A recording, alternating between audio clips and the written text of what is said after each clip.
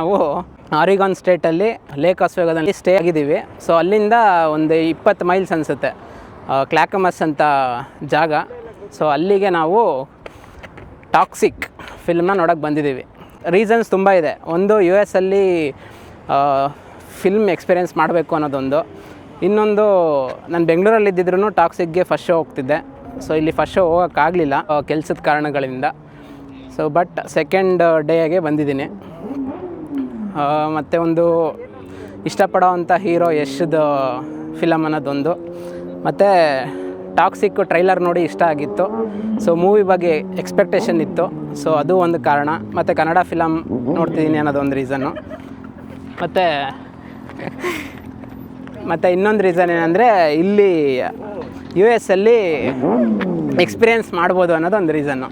So ಇಷ್ಟು reason ಸೇರಿ ಇವತ್ತು ಫಿಲಮ್ ನೋಡೋಕ್ಕೆ ಬಂದಿದ್ದೀವಿ. ಸೊ ನಿಮಗೂ ತೋರಿಸ್ತೀನಿ ಹೆಂಗಿದೆ ಇಲ್ಲಿ, ಹೆಂಗಿರುತ್ತೆ ಸಿನಿಮಾಸ್ ಅಂತ ಎಲ್ಲ ನೋಡಿ. ಇಲ್ಲಿ ಸಿನಿಮಾರ್ಕ್ ಕ್ಲಾಕಮಾಸ್ ಅಂತ ಅದು ಹೆಸರು. ಸೊ ಅದ್ರ ಸುತ್ತಮುತ್ತ ವಾತಾವರಣ ಹಿಂಗಿದೆ. ಅಲ್ಲಿ ಕಾಣಿಸ್ತಿದೆ ನೋಡಿ ಕ್ಲಾಕಮಾಸ್ ಟೌನ್ ಸೆಂಟರ್. ಸೊ ಅಲ್ಲಿ ಟಾಕ್ಸಿಕ್ ಮೂವಿ ಹಾಕಿದ್ದಾರೆ. ಅದು Kannada with English sub titles. ಬೇರೆ ಭಾಷೆ ಇದ್ದರೆ ನನಗೆ ಅಂತೂ ಅರ್ಥನೇ ಆಗೋಲ್ಲ. ಅರ್ಧಂಬರ್ಧ ಅರ್ಥ ಆದರೆ ಎಲ್ಲ ನನಗೆ ಫಿಲಮ್ ನೋಡೋಕ್ಕೆ ಮನಸ್ಸು ಬರೋಲ್ಲ. ಸೊ ನಾನು ಯಾವಾಗಲೂ ಕನ್ನಡದಲ್ಲೇ ನೋಡೋದು ಯಾವುದೇ ಫಿಲಮ್ ನೋಡ್ಬೇಕಂದ್ರೂ. ಸೊ ಇದಕ್ಕೂ ಕನ್ನಡಕ್ಕೆ ಬಂದಿದ್ದೀವಿ. ಆ್ಯಕ್ಚುಲಿ ಇಲ್ಲಿ ಇನ್ನೊಂದು ಸಿನಿಮಾಸ್ ಇದೆ, ಸಿಡಾರ್ ಅಂತ. ಸೊ ಅದರಲ್ಲಿ ಸೀಟು ಫುಲ್ ಬುಕ್ಕಾಗಿ ಹೋಗ್ಬಿಟ್ಟಿತ್ತು. ಸೊ ಅದಕ್ಕೆ ಅದು ಸಿಗಲಿಲ್ಲ. ಇದಕ್ಕಿಂತ ಅದು ಇನ್ನೂ ಚೆನ್ನಾಗಿದೆಯಂತೆ. ಅದಕ್ಕೆ ಸಿಗಲಿಲ್ಲ ಟಿಕೆಟು. ಸೊ ಇದಕ್ಕೆ ಸಿಕ್ತು, ಇದಕ್ಕೆ ಬಂದಿದ್ದೀವಿ. ಇಲ್ಲಿ ಇವಾಗ ಟೈಮ್ ಬಂದು 26ನೇ ತಾರೀಕು ಸಂಜೆ 7:20. ಸೊ ಅಲ್ಲಿ ಟೈಮ್ ಬಂದು 27 ಬೆಳಗ್ಗೆ 7. ಸೊ ಟಾಕ್ಸಿಕ್ ರಿಲೀಸ್ ಆಗಿ ಆಲ್ರೆಡಿ ಒಂದಿನ ಆಗಿದೆ. ನಾನು ಒಂದಿನ ಲೇಟಾಗಿ ನೋಡ್ತಿದ್ದೀನಿ. ನೆನ್ನೆನೇ ಹೋಗಿದ್ರೆ ನಿಮಗೆ ಎಲ್ಲರಿಗಿಂತ ಒಂದಿನ ಬೇಗ ನೋಡ್ದಂಗೆ ಆಯ್ತಿತ್ತು. ಇರಲಿ.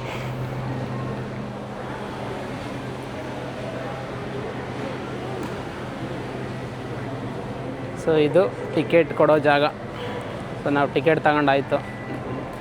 ಸೊ ಟೋಟಲ್ 9 ಜನ ಬಂದಿದ್ದೀವಿ, ನಮ್ಮ ಆಫೀಸವರೆಲ್ಲ ಸೇರಿ. ಇನ್ನೇನು ಫಿಲಮ್ ಸ್ಟಾರ್ಟ್ ಆಗುತ್ತೆ, ಬನ್ನಿ ಹೋಗೋಣ.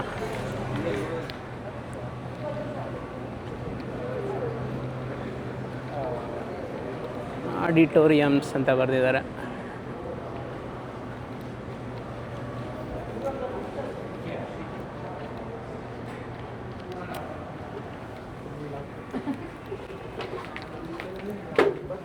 ಇಲ್ಲಿ ಟಾಕ್ಸಿಕ್ ಬೋರ್ಡ್ ಹಾಕಿಲ್ಲ.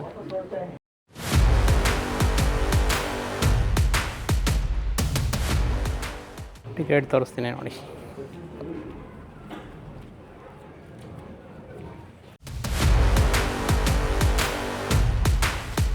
ಟಾಕ್ಸಿಕ್ ಫೋಟೋನೇ ಹಾಕಿಲ್ಲ.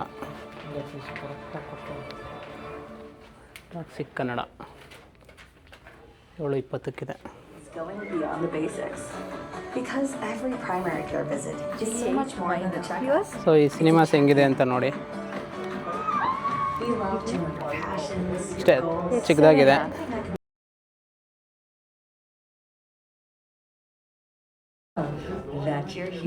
ಈ ಸಿನಿಮಾಸ್ ಫುಲ್ಲು ನಾವೇ ಅನಿಸುತ್ತೆ. ಸೊ 9 ಜನ ಬಂದಿದ್ದೀವಿ, ಎಲ್ಲ ನಾವೇ ಇದ್ದೀವಿ. ಇನ್ನೆಲ್ಲ ಥಿಯೇಟ್ರ್ ಖಾಲಿ ಹೊಡಿತಿದೆ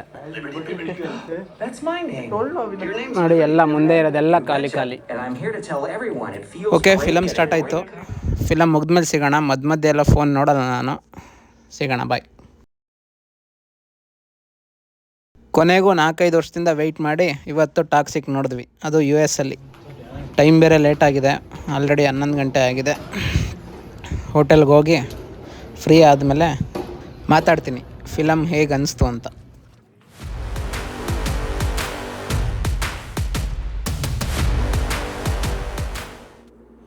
ಓಕೆ, ಕೊನೆಗೂ ಟಾಕ್ಸಿಕ್ನ ನೋಡ್ಕೊಂಬಂದ್ವಿ. ಟಾಕ್ಸಿಕ್ ಹೇಗೆ ಅನ್ನಿಸ್ತು ನನಗೆ ಅಂತ ಹೇಳೋದಕ್ಕಿಂತ ಮುಂಚೆ ನನಗೆ ಈ ಯಶ್ ಅವ್ರನ್ನ ಕಂಡ್ರೆ ಒಂಥರ ಕಾನ್ಫಿಡೆನ್ಸು.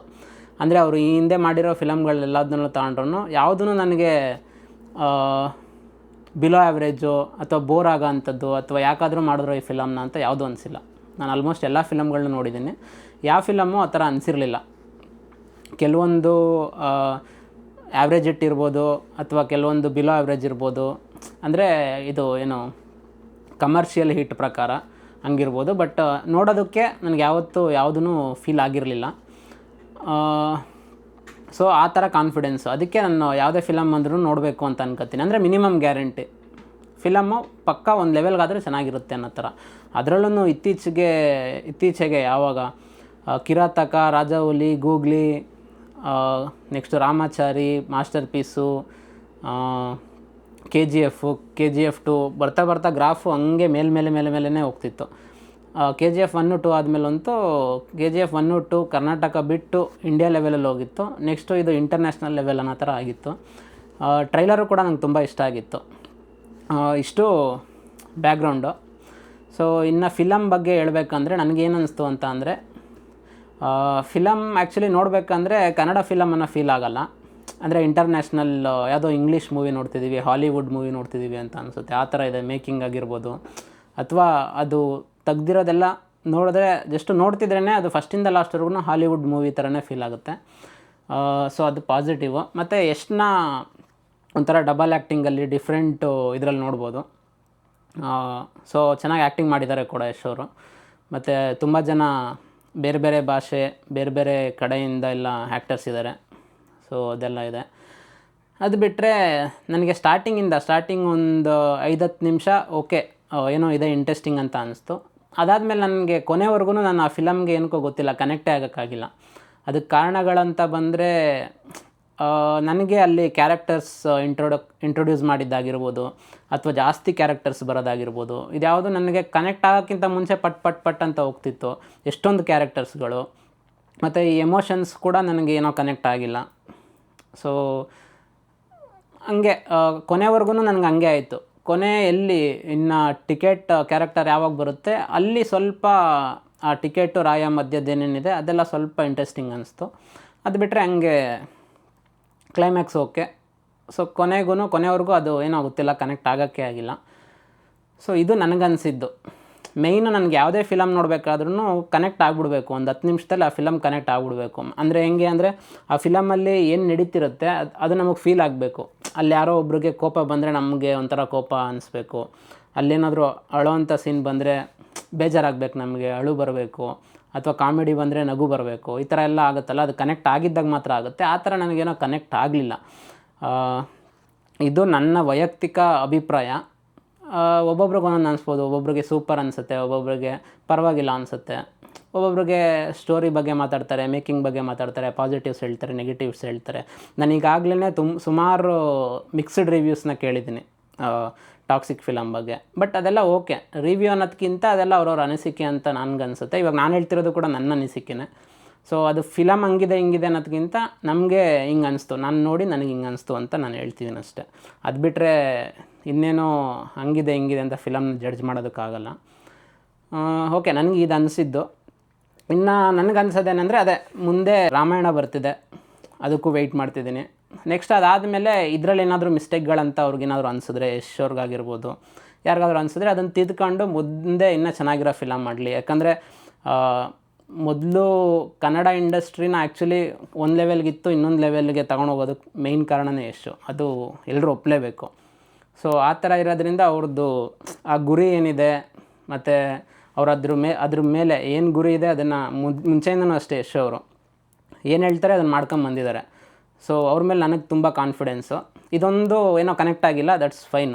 ಬಟ್ ಮುಂದೆ ಇನ್ನೂ ಚೆನ್ನಾಗಿ ಮಾಡಲಿ, ಇನ್ನೂ ಡಿಫ್ರೆಂಟಾಗಿ ಮಾಡಲಿ.